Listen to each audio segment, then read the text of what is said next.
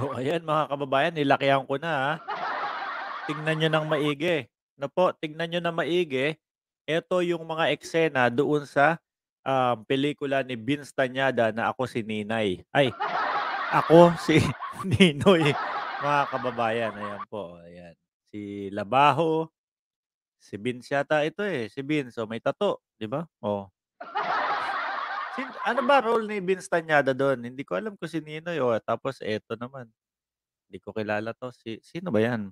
Oh. Oh, 'yan, sa nakita nating mga picture na 'yan, mga kababayan, 'no, pinost ni 31 million.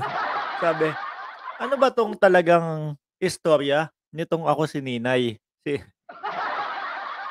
Porno ba 'to o tungkol sa history talaga?" Kung makikita niyo naman mga kababayan, inang 'yan hindi ako makakapagkomento ng maayos dito, malamang habang tinitingnan ko pa lang itong mga larawan na 'to nakuha doon sa pelikulang Ako si Ninay, natatawa na ako.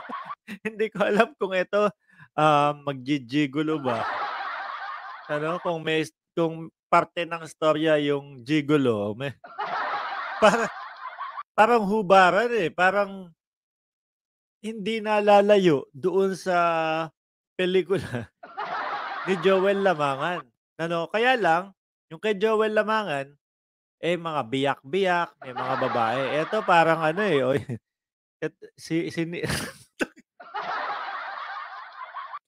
parang si ano yun, si JK, Labajo yata yung ano, yung nakahiga, mga kababayan, ano.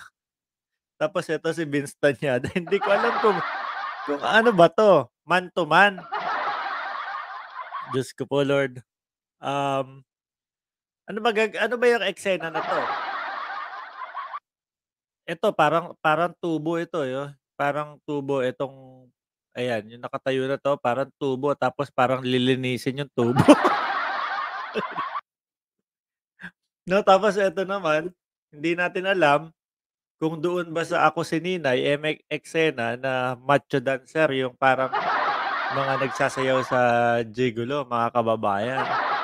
Tapos ayan, pati yung salamin dilaw, siyempre dilaw, eh, dilawan tayo. So, kailangan yung suot shiny na dilaw, tapos salamin na dilaw. O tapos ito parang ano na, yung tipong nang-aakit na siya. Gano'n ba talaga ang karakter ni Ninoy dati? Gano'n talaga yung ano niya, na parang pangromansahan yung mga tingin, pangromansahan o ewan ko, gano'n yung pino-portray nito mga kababayan, eh. Ano, yun yung sinasabi natin, na kung sanay sila doon sa mga movie na ginagawa nila na mga ganyan, yung mga parang porno, eh, ang magiging resulta nung kanilang ginagawang movie, eh, nalalapit din po sa mga ganyan. O biruin mo naman 'to ano. Eto akala ko po talaga ito mga kababayan, para kasi talagang tubo tapos siguro pupunasan ng basahan, gaganon-ganonin, tapos lilinisin yung tubo. Oh, 'di ba 'yan, nandiyan sa eksena, eh. Iba-iba, eh, iba. Parang puwedeng ipantapat talaga 'to dun sa ano, sa kung yung biyak, babaeng version, eto mga lalaking version. Ay naku Lord. Tapos sasabihin nila ano, sasabihin ni Vince, sumigaw pa dun sa EDSA na, meron pa po silang pangatlong gagawin, mas malupit po, mas, matindi ang historical revisionism dun. Eh, dito pa lang parang hindi ka na maniwala, eh, 'no, na ganyan ang karakter ni Ninoy. Tignan mo naman yung mga tingin ano, parang parang yung tingin dito ni Labajo ano, eh, tipo bang yung susunod na eksena, eh, romansahan na. Tapos, "Kami ang totoo, nandito ang katotohanan sa movie ng Ako si Ninoy." Baka makita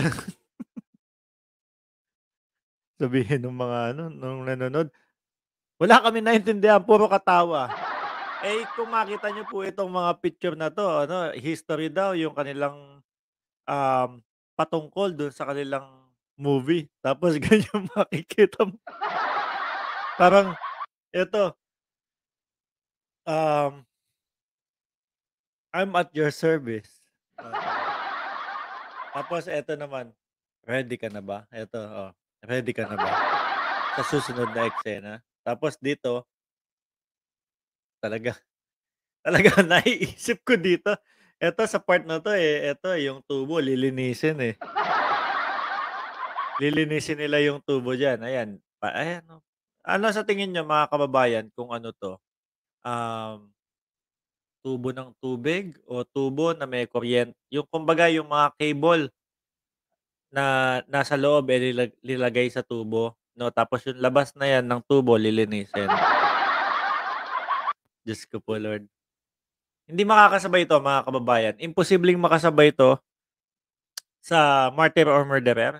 Kung talagang history at history ang pag-uusapan, ang layo nito mga kababayan 'no. Bakit kailangan i isama yung mga ganitong senaryo 'no? Titillating, kumbaga may pangiliti gano'n. Eh, hindi po bagay 'yan sa history. Kung talagang gusto niyong patunayan na na ano tawag dito, kung gusto niyong patunayan talaga na nasa inyo ang istoryang totoo, eh, unang-una siguro tanggalin muna yung tattoo na 'to ano, parang makabago yung tattoo, eh. Mano ba namang tinakpan ng makeup, oh, para hindi mahalata na may tattoo or kasi yung mga ganyang tattoo makabago yan, eh, 'di ba? Kaya kulang talaga sa effort mga kababayan. Paanong maniniwala ang taong bayan, 'no? Kung gagawa at gagawa ka ng pelikula sana pinanood mo na yung Made in Malacanang para may idea ka kung paano gumawa ng pelikula si Direk Daryl. At nang sa gano'n, sa susunod na kayo ay magtapat dito nga sa Martyr or Murderer at etong Ako si Bitoy ninyo o ako si Ninay, eh, ang mangyayari may idea ka na kung paano lumibel sa paggawa ng pelikula kay Daryl Yap. Pero kung ganito, tatawa ako dito, parang gigolo tuloy. Pero kung ganito, wala, hindi aabot. Um, Kaya ayun, 'di ba, walang laman yung mga sinehan.